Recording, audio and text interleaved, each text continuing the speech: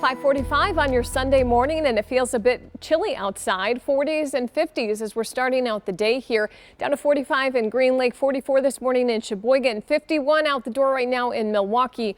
48 from Lake Geneva to Burlington. And take a look at this.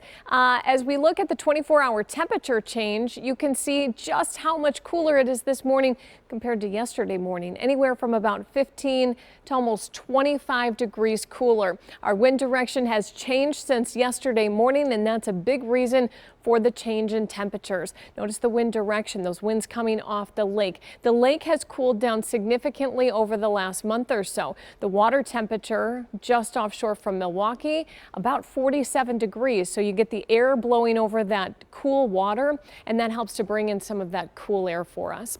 Across the state, no rain to talk about this morning. A little hard to see, but we do have some low clouds starting to move in, and that will continue to be the trend as we move through today. More low clouds, so a lot more cloud cover than sunshine for us this afternoon. A windy week ahead. We are going to continue to see gusty winds here. Rain moves in for us tomorrow. Temperatures remain mild Monday, Tuesday, Wednesday, but a big cool down on the way for Thursday and Friday. We'll show you that with the 7-day in just a minute, but here's a look at future forecasts. We'll walk you hour by hour through today and into tomorrow. So you can see some of these low clouds. They'll continue to move in for us throughout the morning.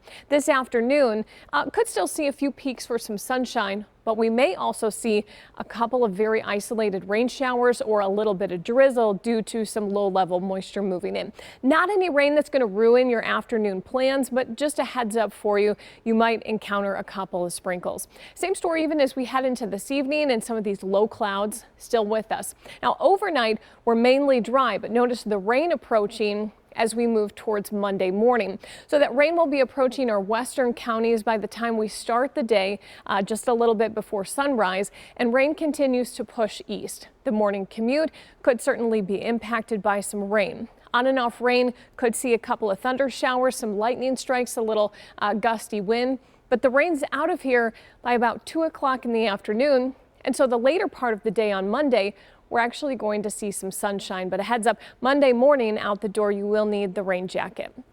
How much rain could we see? Looks like we could see anywhere from about 1/4 to a 1/2 inch of rain, and we could definitely use it for the month of October. We really haven't seen much significant rain. We're about 3/4 of an inch behind compared to normal, although still well ahead of normal for the year as a whole by almost 6 inches. So today we'll warm up to about 60 degrees. We'll call it mostly cloudy, could see a little drizzle, and it is going to be breezy with gusts around 25 miles an hour. Windy as we head into Monday. Rain in the morning, couple of thunder showers. The rain is done by about 2 o'clock. We're mainly dry Tuesday, Wednesday outside of a few sprinkles. Still windy on Tuesday, breezy on Wednesday, more clouds than sun. Next chance for rain moves in by Thursday, and take a look at temperatures. They continue to really cool off Thursday, Friday into Saturday. We're going to check in on that fall color progress report coming up in just a few minutes. I'm sure it will definitely be better by next weekend for sure, but all of us will be bundled up. Yes. Here's a look at what's ahead this week in business around the world. Earnings season kicks off. The big question will be if the banks continue to set aside large amount of money for the potential of bad loans. Analysts are also keeping a very close eye on tap of Delta, United Airlines, as well as Dow Components, Johnson & Johnson, and Walgreens. Another Apple event is coming on Tuesday. Here we go. Details on new iPhones are expected around that day. The latest phones could support faster 5G technology, we hear. Apple usually debuts it in September, but this year was delayed because of, you guessed it, the pandemic. On Tuesday and Wednesday, Amazon is holding its annual Prime Day sale. The Prime members only savings event has been delayed 3 months since March. The 175 million items bought during last year's event was more than the previous Black Friday and Cyber Monday combined. We've all been warned about being careful not to click on suspicious links on emails or social media, right? But what if you accidentally click on it? Lots of regret there, right? Karen Stiles of our Call for Action office explains. Most of us are pretty careful about not clicking on links in emails, text messages, or social media. But if you accidentally click on a link and notice something is not right, Here are a few things that you can do to minimize the damage and protect your personal information. As soon as you notice something is wrong, disconnect network cables or disconnect from Wi-Fi. Check for viruses and malware by performing an antivirus and malware detection scan of your computer or device. If you have not done a backup in a while, back things up as soon as possible. Change passwords and usernames. If it appears that one or more of your accounts have been compromised, contact your bank, businesses, or agencies and ask for their help in protecting your account against fraudulent activity. For more information about phishing scams, visit ftc.gov. For TMJ4 News Call for Action, I'm Karen Stiles. Karen, thank you so much. If you have a question for Karen, call the number on your screen or fill out the form online.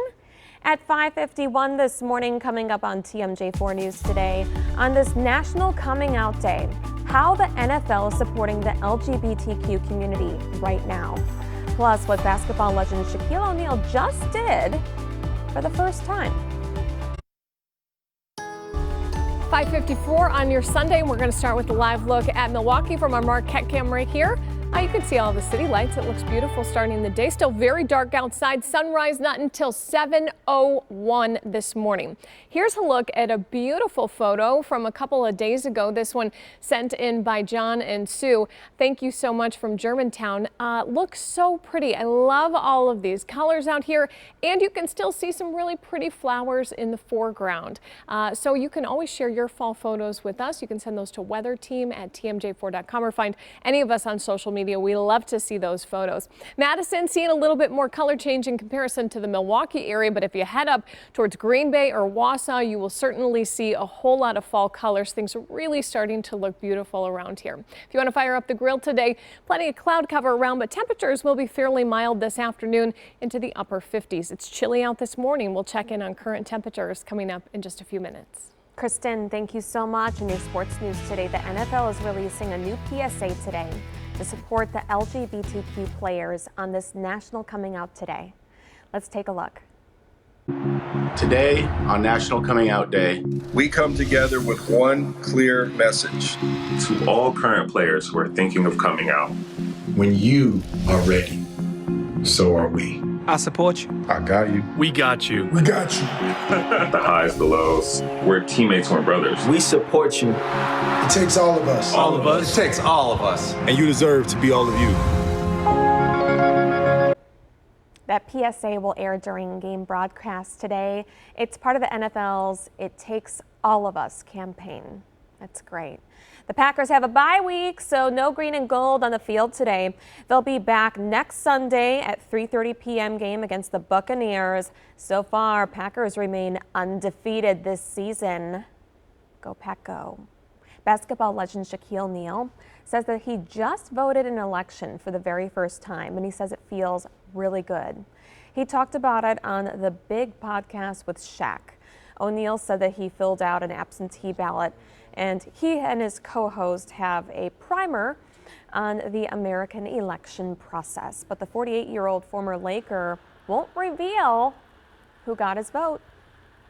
Coming up next on TMJ4 News Today, we're going to get you up to date on two breaking news stories that we are just developing right now in our newsroom, plus how wildlife has responded to coronavirus now that we have spent more time indoors the past several months. What have these birdies been up to?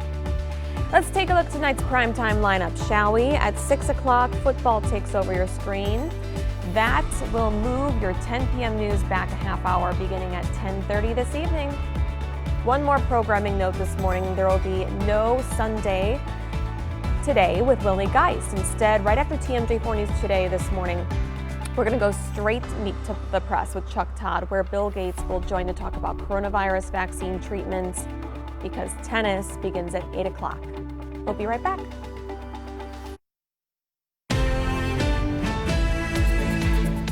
At 6 o'clock, good morning to you this Sunday. I'm Julia Fellow. We're getting straight to breaking news this morning after we just learned a 33-year-old man was shot and killed multiple times. This happened near 29th and Galena Street in the Midtown neighborhood. The 33-year-old was pronounced dead on the scene. Still no word of a suspect or motive in this case. On Friday, the Milwaukee medical examiner tweeted this out, said if the current homicide trends continue in Milwaukee, we will end the year with more than 200 homicides. That would surpass a 27-year record of 174 homicides back in 1993. Also overnight, a man was rescued from a near drowning in the Western Lakes Fire District, and Oconomowoc police. They responded to the report of a possible drowning of a man that was swimming in the channel between Lake Fowler and Lac La Belle at about 9:18 p.m. This is in Oconomowoc. A dive team was sent out and found the man after 10 p.m., so just about 45 minutes later. Paramedics tried to save his life, and he was rushed to a nearby hospital where he remains in critical condition this morning. We do not know his identity just yet. The city of Wauwatosa still remains under curfew. It actually just lifted about a minute ago at 6 a.m. They continued to enforce the curfew last night, taking those who violated the emergency order into custody. Our crews in Wauwatosa last night heard police announcing several times for groups to disperse after the curfew went into place at 7 p.m. And tonight is the last night of the curfew for now. A reminder, it starts at 7 p.m. and will go on until 6 a.m. Monday morning. Demonstrations began this past Wednesday following the announcement that suspended Wauwatosa police officer Joseph Mensah would not face charges following a deadly shooting of 17-year-old Alvin Cole. The district attorney said, quote, "I do not believe the state could disprove self-defense or defense in this or of others in this case, and therefore could not meet the burden required to charge Officer Mensah." Mensah shot and killed Cole on February 2nd outside Mayfair Mall. Police repeatedly said the 17-year-old fired a gun at officers. A separate independent investigator claims that Cole did not fire at Officer Mensah or any other officers. Instead, he allegedly accidentally shot himself in the arm while trying to run away from officers. Wauwatosa police did not have body cameras on at the time. There's now a plan to equip all officers in Wauwatosa with body cameras, and it should be put into place. Cole's family says they are continuing, though, to fight for justice. The mayor of Wauwatosa standing by police tactics, saying that he's the only person handling questions on any matters. Tony Atkins spoke with him. Mayor Dennis McBride explained to me his decision to speak on behalf of the city during these protests, including his police force. Last night, as with the other nights, the protesters waited and then they violated the curfew. Wauwatosa Mayor Dennis McBride recapping 3 nights of unrest in his city. This after the 3rd consecutive night of unrest in Wauwatosa, all during the imposed curfews. I don't want people to be arrested. The police don't want people to be arrested. We want people to follow the law. The mayor citing the use of one voice, as his police chief Barry Weber has not made himself available to questioning from the media. Why haven't we heard from the police directly? Why can't Chief Weber talk to us? We've talked to Sheriff Beth and folks in Kenosha. Right. Why can't we do that here in Wauwatosa? He's busy, and I'm the spokesperson for the city, and so we're trying to speak with one voice. Shortly after the interview, the department issuing tweets and body camera video with their perspective of what happened each night. If you ask me, they're using all this fear mongering to get the citizens of Wauwatosa on their side, to basically look at these peaceful protesters as domestic terrorists. Oscar Walton says he was hit with one of those pepper balls. And he says protesting in Wauwatosa has been peaceful since before the decision to not prosecute Officer Joseph Mensah in the Alvin Cole shooting. We have been protesting in Wauwatosa for over 50-something days. The mayor says he understands the anger, but says firing Mensah is a process that could take months. If Officer Mensah gets fired, he can appeal to the circuit court, and he can appeal from there to the appeals court and to the Supreme Court. The mayor says he's also exploring the idea of bringing in a mediator to help with police community relations. He also says it's unclear when Chief Weber will be available to the press. Reporting in Milwaukee, Tony Atkins, TMJ4 News. Tony, thank you. We are continuing to following this developing story. We have additional details, including when Wauwatosa police plan to be fully equipped with body cameras. It's available in our news app and also online Apple TV, Fire TV, and Roku. All right, let's get a check outside at 6:05 with meteorologist Kristen Kershane. Felt so good yesterday morning. This morning, I made sure to go back in and get a coat. Yeah, much different story this morning. Yeah, you're going to need a coat as you head out the door. We've been really kind of spoiled with some warm weather over the last couple of days here. These temperatures are actually still a little bit above average for this point in October, but we're at 52 in Milwaukee right now, 53 in Kenosha. If you head a little farther inland or farther north, it is cooler where temperature readings are into the 40s. That has to do with the wind direction. Those winds coming in off the lake. The lake has cooled down quite a bit for us here. Not too windy this morning, but it will be breezy this afternoon. Across the state, we're not tracking any rain. We will have more low clouds moving in, though, as we head through this morning. So more clouds than sunshine today. The dog walking planner, though, looks pretty good. You will want to bundle up as you head out the door early this morning. This afternoon will be right around 60 degrees, but once you add in a little bit of a breeze and the cloud cover, it may feel a little bit cool. But overall, looks like a decent fall day for us here. Rain moves in as we start the week. We'll talk about that, and we'll have the latest on the remnants of Hurricane Delta still ahead. Thank you. To the latest coronavirus numbers now, Wisconsin has set yet another unfortunate record this morning for active coronavirus cases. As of right now, officials say there's more than 28,000 people battling COVID-19 this morning. The state reports more than 2,700 new cases yesterday.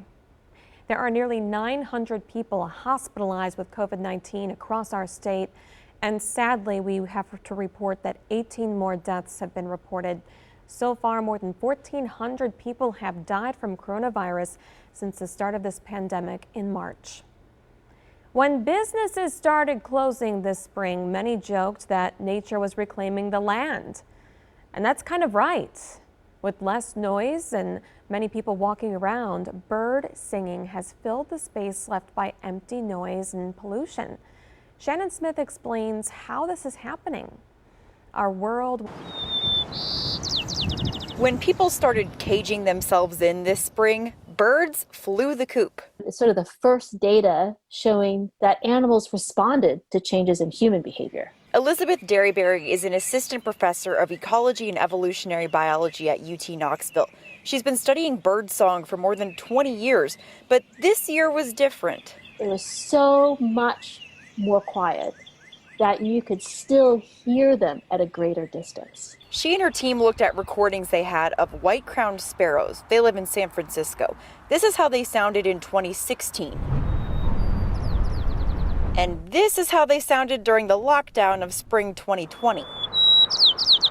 It's all thanks to the lack of noise pollution. The birds' songs carried farther with fewer cars in the way. The traffic is sort of a constant presence. It's this low hum, and it's a lot of energy at low frequencies, which are specifically overlapping or masking these songs. Think of it like you're at a party. You talk louder so you can hear each other over the noise, but when the noise is gone... It wasn't that they were louder, you could just hear more of them. Derryberry said birds are like people. We're speaking the same language, just with different accents. Birds from Texas, Boston, and good old East Tennessee birds are gonna tweet just a little different.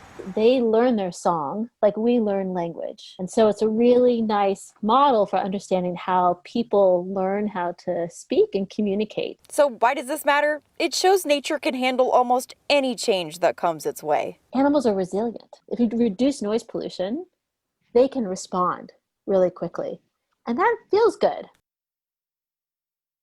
I'm miles away from I-43, and at night I can hear, you can hear the highways, so that's pretty cool. Very interesting story. And as coronavirus remains top of mind, our Chuck Todd looks at how coronavirus vaccine has political strings attached. With just weeks until the election, President Trump looks to be in increasing peril, still reeling from a faltering debate performance, still recovering from the coronavirus, increasingly isolated, as Republicans down ballot worry about their own political prospects.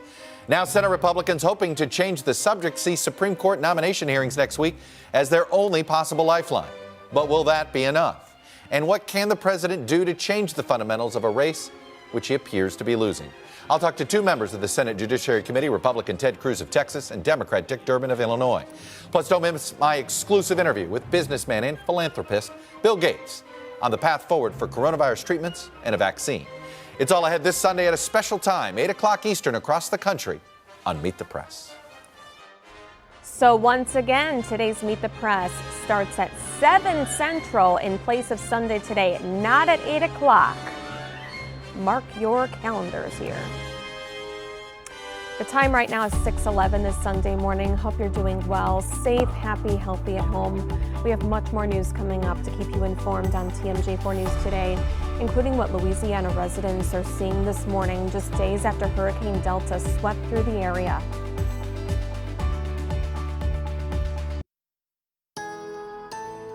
.14, the time on your Sunday morning. Temperatures this afternoon will be a little cooler compared to yesterday. We're looking at upper 50s and low 60s.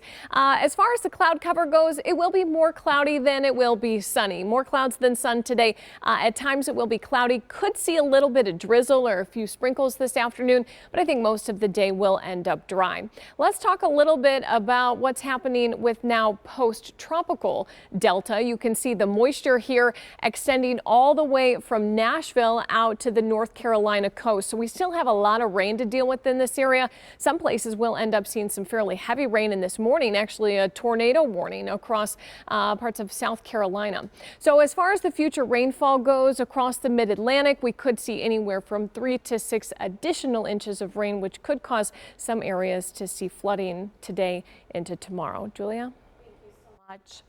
Louisiana residents are picking up the pieces after withstanding yet another hurricane within 6 weeks of each other. Blue tarp trying to repair homes from previous Hurricane Laura, and debris from Hurricane Laura created a bigger problem as remnants of it found its way into nearby properties. Ripped up homes is what we saw left for many in hard-hit Lake Charles from the previous hurricane. Houses are now barely standing and they're dealing with substantial flooding to boot. We're watching TV and then all of a sudden water started pouring in from everywhere, every door, under the baseboards, everything. Some homeowners say that they're just considering moving from their hometown altogether. Heartbreaking. Coming up on TMJ4 News today, we're about a month and a half away from Thanksgiving. And a new poll shows what you should not plan to put on the menu this year. We'll explain why. Coming up on 6:19 on your Sunday morning, we're checking in on temperatures across the area. Definitely cooler compared to yesterday morning. A mix of 40s and 50s as you head out the door. Probably will want at least a light jacket headed out this morning. Take a look here. Temperature change over the last 24 hours been pretty significant.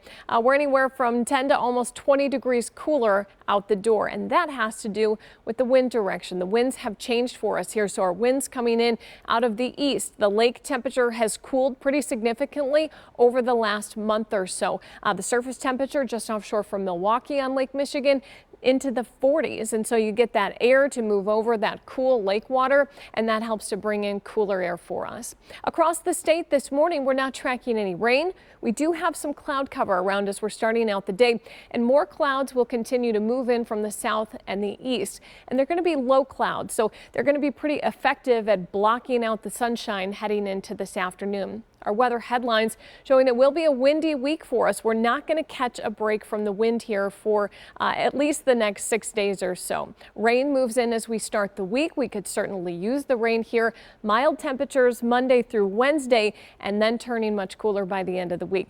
Let's talk about how things look today. Sunday, we start things out this morning. A few clouds around, but more clouds fill in as we head into this afternoon. Again, low clouds. Could see a little bit of drizzle or a couple of sprinkles here and there. Most of the day is dry. Any rain not going to ruin your outdoor plans, but it will help to keep temperatures down, and it'll feel a little cool, especially compared to yesterday. This evening, the weather's still quiet. Clouds still with us. By Monday morning, rain approaching from the west. So by 6 o'clock in the morning, some of our western counties will likely start to see a few showers. For Milwaukee, it's between 7 and 9 o'clock that we start to see that rain really moving in. So the morning commute will likely feature rain for at least some of us here. The rain moves in and moves back out, though. Could see a couple of isolated thunder showers. Mainly we're talking about lightning, some pockets of heavy rain, maybe a little gusty wind. But note the time here. By Monday, 2 o'clock in the afternoon, the rain is gone, and we should end the day on Monday with some sunshine and skies clearing back out. How much rain could we see? I think anywhere from about 1/4 to a 1/2 inch of rain, and we could definitely use it. That would help us catch up here for the month of October. We haven't seen much in the way of significant rainfall. We're about 3/4 of an inch behind compared to normal. Still ahead for the year as a whole, though. You can see we're still about 6 inches ahead of normal as far as rain. Today, we're up to about 60 degrees. Again, mostly cloudy, a little bit of drizzle possible. Still breezy. We'll get some wind gusts around 25 miles an hour. Looking ahead at the temperatures here, again, it will still be mild Monday, Tuesday, even into Wednesday with temperatures into the 60s. Staying breezy though. Thursday, we get a front to come through. That'll drop temperatures into the 50s. And then it looks like highs only in the 40s as we move towards the end of next week. And looks like a pretty widespread freeze possible as we move towards the end of this coming week. Need to look for coat sales. Yes, this is a good time to do that. Oh, time to get out the hats and everything. Thank you so much. Time now for Trending Today. So many of us are thinking ahead to the holidays and what it's going to look like with the pandemic and everything and plans for Thanksgiving. There's a new poll showing what you want to keep off the menu this year. So according to Instacart's survey, 46% of Americans do not want to have cranberry sauce at Thanksgiving. Really? I don't think that Door County, with all our cranberries, Wisconsin Rapids area is going to be happy with that. I like cranberry sauce. I love cranberries on everything. So apparently many Wisconsin residents were not polled in this. So other times people say that they could do without green bean casserole, sweet potatoes, or sweet potato casserole. What? Who took this survey? Those are I don't know. Awesome. I know. All right. The host of HBO's Last Week Tonight with John Oliver now has a sewage facility named after him. All right. The John Oliver Memorial Sewer Plant is in Danbury, Connecticut. On the August 16th episode of his show, Oliver jokingly offered a thrashing to that city's residents. The Danbury mayor responded with a threat to rename the plant after him. The city's council passed off the measure. Wow. On Thursday. So they passed it. Okay. Oliver appears to like the city's sense of humor. He's donating $55,000 to charities that serve Danbury. John Oliver's a pretty funny guy. So apparently that sewage treatment plant cost $110 million. Okay. So maybe I didn't watch that episode. So I didn't maybe either. That's why he was a little bit like, what?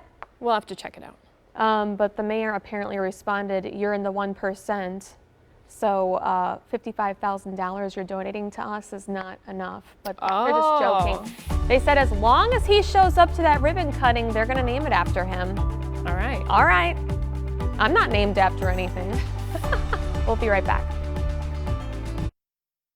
6:27 as we check in on your planner for today. Temperatures out the door this morning, upper 40s, low 50s. This afternoon will warm into the upper 50s and low 60s. You can see there will be plenty of cloud cover around as we head through today. Could see a little drizzle as well and breezy at times through this afternoon. Rain on the way as we start the week. We're going to talk more about that coming up on the news in the next couple of minutes.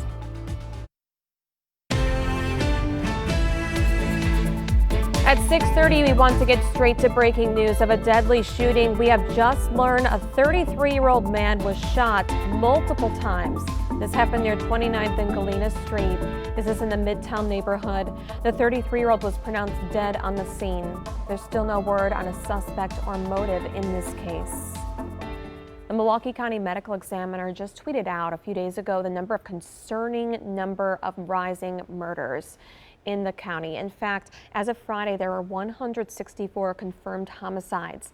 That is nearing an all-time record of surpassing an all-time record of 174 that was set back in 1993. They warned by the end of this year, we could reach more than 200. Also overnight, a man was rescued after a near drowning situation, struggling in the water in the Western Lakes Fire District. In Oconomowoc, police responded to the report of a possible drowning. He was swimming in the channel between Lake Fowler and Lac La Belle at about 9:18 p.m. This is in Oconomowoc. A dive team was set out. They found the man just after 10 o'clock p.m., about 45 minutes later. Paramedics began life-saving efforts at the scene, and he was rushed to a nearby hospital where we are told this morning he is in critical condition right now. The man's identity has not been released. The city of Wauwatosa's curfew is lifted. This past half hour it happened. Police continued to enforce the curfew last night, taking those who violated the emergency order into custody. Our crews on the scene in Wauwatosa last night heard police announcing several times for the groups to disperse after the curfew went into place. Tonight is the last night of the curfew. A reminder, it starts at 7 p.m. and will go on until 6 a.m. Monday morning. Demonstrations began this past Wednesday following the announcement that suspended Wauwatosa police officer Joseph Mensah would not face any charges following the fatal shooting of 17-year-old Alvin Cole. The district attorney said, quote, "I do not believe the state could disprove self-defense or defense of others in this case and therefore could not meet the burden required to charge Officer Joseph Mensah." Mensah shot and killed Cole on February 2nd, just outside Mayfair Mall. Police have repeatedly said the 17-year-old fired a gun at officers first. A separate independent investigator claims Cole did not fire at Officer Mensah or any other officers.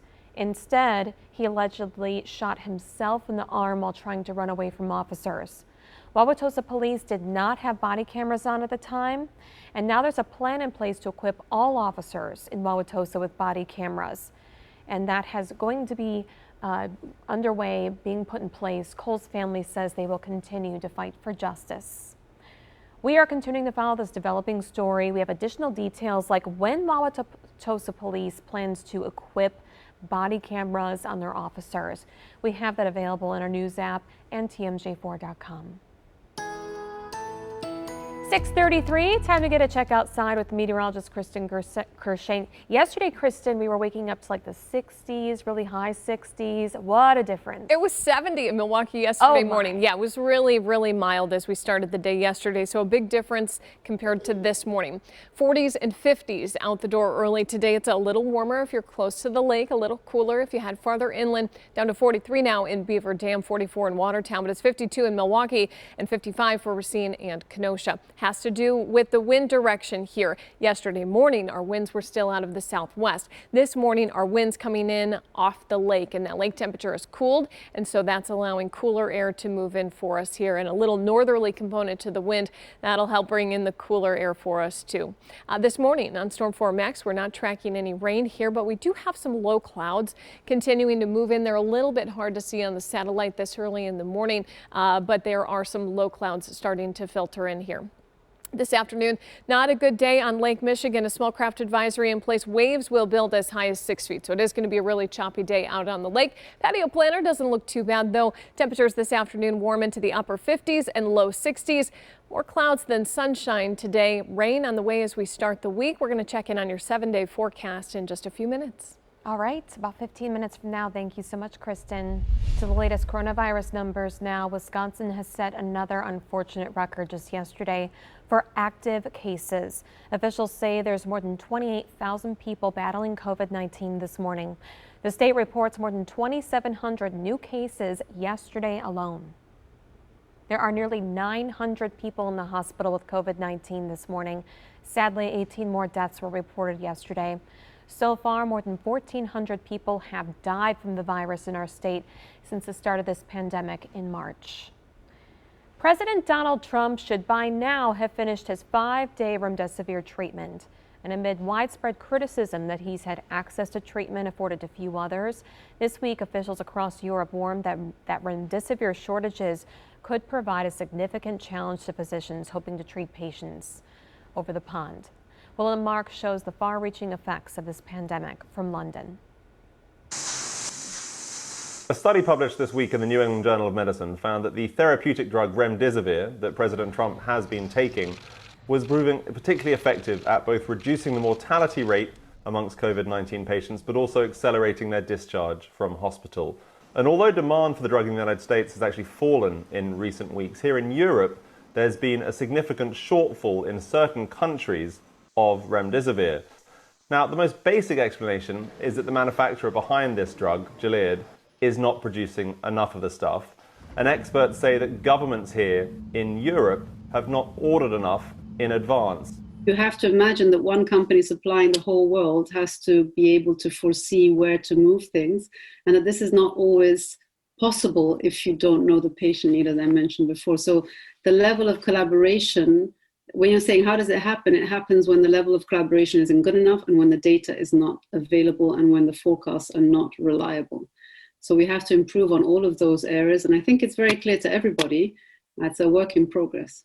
Now, the United States initially ordered 500,000 treatment courses of remdesivir. Here in Europe, that number was just 30,000. And although governments now insisting they do have enough supply as of this week because of an attempt by the European Union to buy up the drug to share more equitably amongst countries that needed it, there is a concern amongst experts we've spoken to that as the winter approaches, as we see infection cases rise, as we see hospitalization rates increase, without better data sharing and coordination between health ministries, hospitals and drug manufacturers, there could be further shortfalls of necessary treatment in the months to come. Phil Marks, NBC News, London. For more coverage of COVID-19, visit tmj4.com/coronavirus. Coming up on TMJ4 News today, there's a busy week at the campaign trail in the Badger State.